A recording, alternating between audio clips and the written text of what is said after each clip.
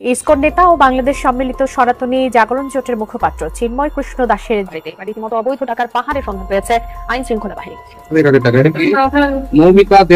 পাঁচটি সিন্ধুকে থরে থরে সাজানো টাকা, এ যেন টাকার গোডাউন। এই সম্পদ কারো ব্যক্তিগত না। ইসকন একটি সাম্প্রদায়িক সংগঠন। ধর্ম প্রচারের নামে নানা অপরাধ আর সাম্প্রদায়িক দাঙ্গা বাঁধানোই মূল উদ্দেশ্য সংগঠনটির। ছোট ছোট শিশুদেরকে বলৎকার করার অভিযোগ রয়েছে ইসকনের মুখপাত্র চিন্ময় কৃষ্ণের বিরুদ্ধে। হিন্দু মুসলিম সাম্প্রদায়িক দাঙ্গা বাঁধাতেই উদ্দেশ্য প্রণোদিতভাবে ইসকনের কর্মীরা এমন কর্ম। চিন্ময় দাসের মতো এই সমস্ত নরপিচাস কুকুর জানোয়ার এগুলো যে আওয়ামী লীগের দোসর, এগুলো আমরা আগে থেকে বুঝেছি। কারণ এত বড় কথা, আমি বাংলাদেশে বৈশা থাইকা বাংলাদেশে এটা খাইয়া পড়া, তারপর যে এরা এতদিন পর্যন্ত বিগত 15 বছর পর্যন্ত তারা কোনো ধরনের কিন্তু অভিযোগ তাদের ছিল না। কেন ছিল না, থাকবে কেন? মার বিরুদ্ধে কি ছেলের কোনো অভিযোগ থাকতে পারে? মামুর বাড়ির বিরুদ্ধে কি ভাগিনার কোনো অভিযোগ থাকতে পারে? যেরকম থাকে না, এদের বিরুদ্ধে এরকম অভিযোগ ছিল না। কিন্তু এখন এই সরকার আসতে না আসতে এদের মাথা ব্যথা শুরু। এদের উপর নাকি কে নির্যাতন করছে, যত জায়গা মন্দির হামলা করছে, সব ওরা নিজেরা কিন্তু ফাইসা গেছে। চলেন আপনাদেরকে আগে পুরো ভিডিও ক্লিপটি দেখাই। এই লম্পটের চিন্ময় দাসের লম্পটের বাড়িতে কি পরিমাণ বিপুল সম্পদ পাওয়া গেছে, আগে ভিডিওটি দেখাই, তারপর কিছু কথা বলছি। ইসকন একটি সাম্প্রদায়িক সংগঠন। ধর্ম প্রচারের নামে নানা অপরাধ আর সাম্প্রদায়িক দাঙ্গা বাঁধানোই মূল উদ্দেশ্য সংগঠনটির। বিগত দিনে ইসকনের বিভিন্ন কর্মকাণ্ড নজরে রাখলে সংগঠনটিকে সন্ত্রাসী গোষ্ঠী হিসেবেও আখ্যা দেয়া যায়। গত 25শে অক্টোবর চট্টগ্রামে সমাবেশ করে ইসকন। এই সমাবেশ থেকেই শুরু হয় সাম্প্রদায়িকতার দাঙ্গা বাঁধানোর মূল ষড়যন্ত্র, আর যার নেতৃত্ব দিয়েছেন সংগঠনটির মুখপাত্র চিন্ময় কৃষ্ণ দাস। এই সাম্প্রদায়িক দাঙ্গা সৃষ্টির লক্ষ্যে কাজ করছে ইসকন। ধর্মীয় কার্যক্রমের আড়ালে চিন্ময় কৃষ্ণ প্রভুর মতো সমালোচিত ব্যক্তিদের উদ্দেশ্য ছিল ভিন্ন। গত কয়েক মাসে চট্টগ্রামের ঘটনা সহ দেশের বিভিন্ন স্থানে সহিংস ঘটনা দেখলেই তা স্পষ্ট হয়। এই ঘটনাটি চট্টগ্রামের একটি ফেসবুক স্ট্যাটাসকে কেন্দ্র করে ইসকনের কর্মীরা স্থানীয় মুসলমানদের ব্যবসায়িক প্রতিষ্ঠানে হামলা চালায়। এ সময় তারা মালামাল লুট করার পর ভাঙচুর করে অনেকগুলো দোকানপাট। সেই সঙ্গে কয়েকজন মুসলিম ব্যবসায়ীকে দোকানের ভেতরে অবরুদ্ধ করে রাখে ইসকনের সন্ত্রাসীরা। হিন্দুরা ঘটনাস্থলে বেশ কিছু মিডিয়া কর্মীর ওপরও হামলা চালায় বলে খবর পাওয়া গেছে। পরে পুলিশ গিয়ে পরিস্থিতি নিয়ন্ত্রণে আনে। পরিবর্তিত বাংলাদেশে অস্থিতিশীল পরিস্থিতি তৈরি করতেই যেন শক্তভাবে মাঠে নেমেছে হিন্দু সংগঠন ইসকনের নেতাকর্মীরা। 25শে অক্টোবর চট্টগ্রামে এক ধর্মীয় সমাবেশে যোগ দিয়ে বিতর্কিত বক্তব্য দেন ইসকনের মুখপাত্র চিন্ময় কৃষ্ণ ব্রহ্মচারী।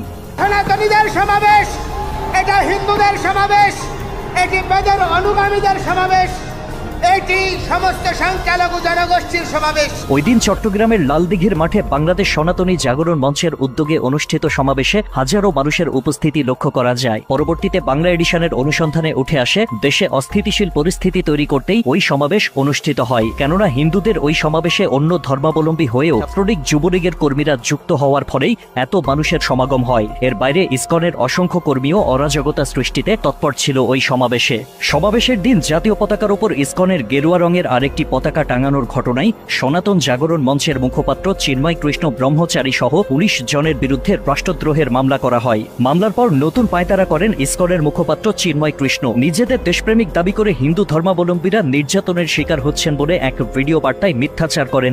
স্বাধীনতার স্বাদ যাতে সবাই লাভ করতে পারে, সেজন্য সবাই যত্নবান হবে। পরবর্তীতে ইসকনের মুখপাত্র চিন্ময় কৃষ্ণ ব্রহ্মচারী সহ 19 জনের নামে রাষ্ট্রদ্রোহের ওই মামলার প্রতিবাদে দেশের বিভিন্ন জায়গায় উগ্রভাবে বিক্ষোভ করেন ইসকনের কর্মী সহ হিন্দু ধর্মাবলম্বীরা। এসব কর্মকাণ্ড ছাড়াও অতীতে এমন বহুবার সন্ত্রাসী কর্মকাণ্ড চালিয়েছে ইসকন। এসব কারণে সংগঠনটির নামে বিভিন্ন সময়ে সন্ত্রাসী কর্মকাণ্ড, ভূমি দখল, মন্দিরে অবৈধ ব্যবসা সহ অনেক ধরনের অভিযোগ তুলছেন খোদ হিন্দু সংগঠনেরই নেতৃবৃন্দ।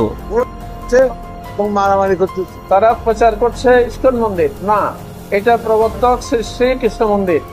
এই মন্দিরেই কিছু উগ্রবাদী সন্ত্রাসী অবস্থান করছে, আঘাত করে হাসপাতালে পাঠানো, ইহা কি সাধুর কাজ? এছাড়া চট্টগ্রামে ইসকন নেতাকর্মীরা সদলবলে স্কুলে খাবার বিতরণের আড়ালে কোমলমতি শিশু শিক্ষার্থীদের হরে কৃষ্ণ হরে রাম মন্ত্র পড়তে অপকৌশলে লিপ্ত হয়েছে বারবার, যা প্রকাশেও এসেছে বিভিন্ন সময়ে। ইসকনের নেতাকর্মীদের আরেকটি ন্যাক্কারজনক কাজ মন্দির দখল। ঢাকার স্বামীবাগের সনাতন হিন্দু মন্দির দখল নিয়ে নামকরণ করা হয় ইসকন মন্দির। মন্দিরের জমির মালিক সনাতন হিন্দু ব্যক্তিকে মামলা দিয়ে সেখানে ইসকন মন্দির গড়ে তোলেন এই উগ্রবাদীরা। একইভাবে ঠাকুরগাঁও সদর জেলার আউলিয়াপুর এলাকায় শ্রী শ্রী রসিক রায় জিউ মন্দিরে সনাতনদের ওপর অত্যাচার করে আসছে ইসকনিরা। 2009 সালের 18 সেপ্টেম্বর রসিক রায় জিউ মন্দিরে দুর্গাপূজা নিয়ে ইসকনপন্থী ও সনাতন ধর্মাবলম্বীদের সংঘর্ষ হয়। এ সময় হামলা চালিয়ে ফুলবাবু নামের একজন সনাতন ধর্মাবলম্বীকে হত্যা করে ইসকনের সন্ত্রাসীরা। 2014 সালে স্বামীবাগে তারাবির নামাজে বাধা দেয় ইসকন। এ সময় হিন্দু মুসলিম সংঘর্ষে আহত হয় বেশ কয়েকজন। পুরো দেশে বিরাজ করে হিন্দু মুসলিম সাম্প্রদায়িক পরিস্থিতি।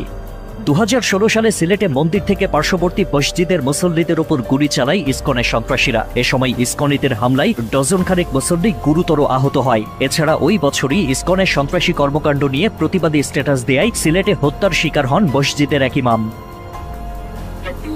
এসব ছাড়াও ছোট ছোট শিশুদেরকে বলৎকার করার অভিযোগ রয়েছে ইসকনের মুখপাত্র চিন্ময় কৃষ্ণের বিরুদ্ধে।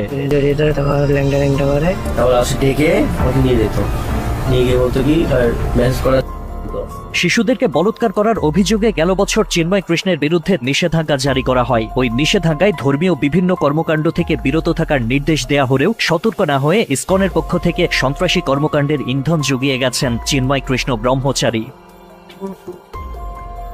মূলত বাংলাদেশে সাম্প্রদায়িকতার প্রকোপ বাড়াতে মুসলিম বিরোধী বিভিন্ন কাজে ইন্ধন দেয় ইসকন। হিন্দু মুসলিম সাম্প্রদায়িক দাঙ্গা বাধাতেই উদ্দেশ্য প্রণোদিতভাবে ইসকনের কর্মীরা এমন কর্মকাণ্ড পরিচালিত করে বলে মনে করেন দেশের সচেতন মহল। এই সরকার আসার পরেই তারা যেভাবে প্রোগ্রামটা শুরু করেছে একেবারে ক্লিয়ার মেসেজ হলো যে গত সরকারের আমলে হিন্দুদের উপর অনেক অত্যাচার হয়েছে, অনেক নির্যাতন হয়েছে, এরকম অনেক প্রমাণও আমাদের কাছে আছে। বাট ইসকন কিন্তু গত 15 বছর ধরে কোনো ধরনের কোনো প্রোগ্রাম করেনি, কোনো প্রতিবাদ করেনি। সরকার আসার পর থেকেই সাম্প্রদায়িক সম্প্রীতির বাংলাদেশে ইসকনের এসব পাঁয়তারার সুবিধা নেয়ার জন্য প্রস্তুত ভারতের উগ্র বিজেপি ও রাম ভক্তরা। ধর্ম বিশ্লেষকদের মত এমনটাই। তারা যে বাংলাদেশে অস্থিতিশীল পরিস্থিতি সৃষ্টি করতে চাচ্ছে, এই ইসকনের ভিতরে তো ইসকনের সেই সদস্যরা নেই যারা ইসকনকে, যারা ধর্মপুরাণ ইসকন, যারা হিন্দুত্ববাদের, যারা কৃষ্ণ নামকে প্রচার করে, এই ইসকনের ভিতর সেই ইসকন নাই। এই ইসকনের ভিতরে আওয়ামী লীগের দোসর প্রেতাত্মারা ঢুকে গেছে। ইসকন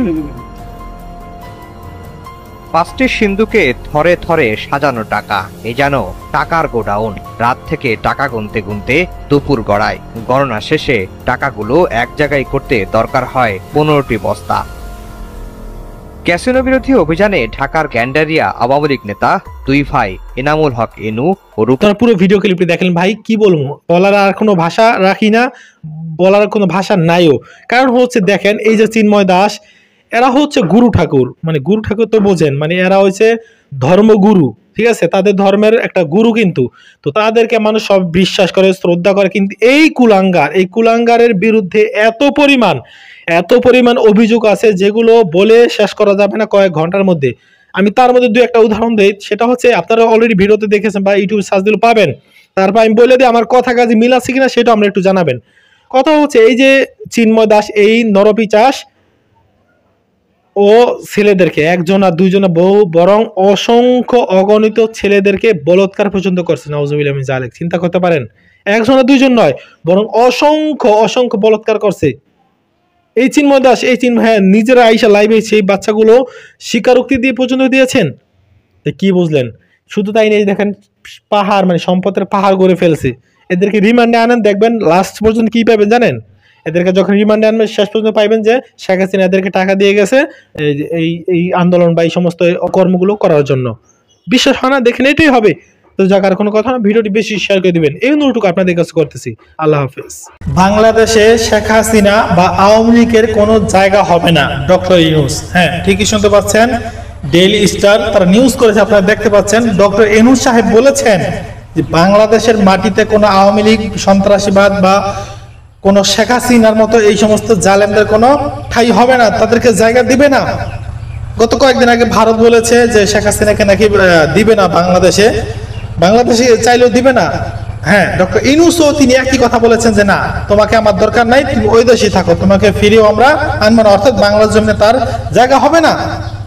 তো চিন্তা করতে পারেন কিরকম জুলুম করলে এরকম একটা সিদ্ধান্ত নিতে পারে একটা সরকার, চিন্তা করতে পারেন। তো ডক্টর ইউনূস কিরকম সিদ্ধান্ত নিয়েছে সেটা তো ভালো করে জানেন। কারণ তাছাড়া প্রধানমন্ত্রী, মানে সাবেক প্রধানমন্ত্রী হাসিনা, এই হাসিনা কয়েকদিন পর একটা ইচ্ছাকৃত ভাবে মানে আলোচনা বা সমালোচনা থাকতে চান তিনি কয়েকদিন পর পরই এরকম একটা কল রেকর্ড